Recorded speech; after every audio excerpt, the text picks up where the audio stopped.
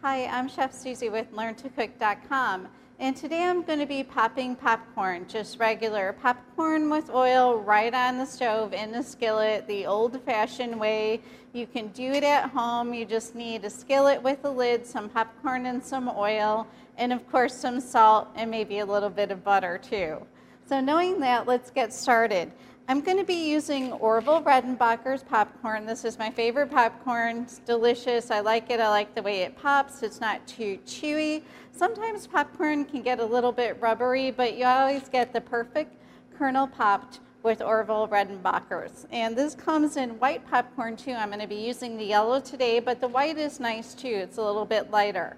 So let's get started. So I have my skillet on the stove. And I'm going to be putting this on kind of a medium heat. You don't want to make it too high because you don't want your popcorn to burn. I put enough salad oil in the bottom just to coat the bottom of the pan. And what I'm doing is I'm just dropping a few kernels in. And this is going to tell me when my oil is hot enough, because one of these kernels is going to pop on its own, and then I'll go ahead and add the rest and we'll work from there. Okay, now that my oil is hot enough, I'm going to go ahead and add the rest of my popcorn, and I'm just putting enough in to almost coat the bottom of the pan. And then I'm covering it because once this starts popping, you don't want this going everywhere. You're going to keep it covered. And there's just enough oil so the kernels can sit in there. You're not deep frying them at all. You just want enough to coat the bottom of your pan. And I recommend using something a little bit wider like this because the popcorn is going to pop more evenly. It has more surface to spread out on, and it's not going to be so condensed if you're doing it in a small pot. And what's nice about this pan is it's got a handle on the other side, so you're going to have to shake this along the way because you don't want the popcorn to burn once it's been popped while you're waiting for the rest of the kernels to catch up and pop.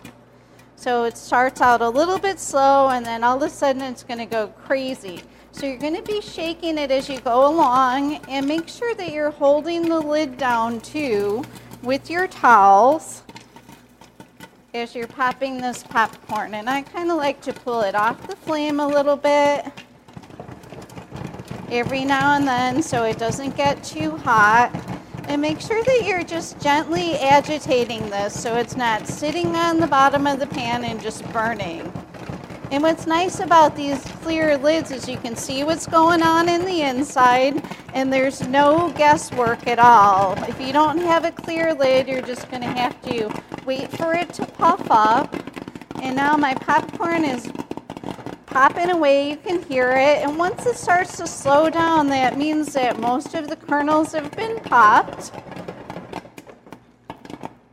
And you're kind of nearing the end a little bit. And you can kind of pull it off the heat and let it finish working on its own before you pour it into your bowl. And this way you don't have hot kernels shooting out at you. So our popcorn is ready to go into the bowl. It's all well popped. Oops, that can happen every now and then.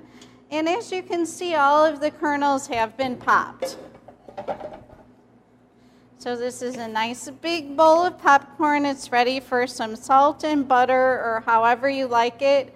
I like to put a little bit of Parmesan cheese on my popcorn too because it adds a little bit of saltiness and a little bit of cheese flavor. So be creative with your spices on your popcorn. Enjoy it, and thanks for joining me today at LearnToCook.com, and we'll see you next time.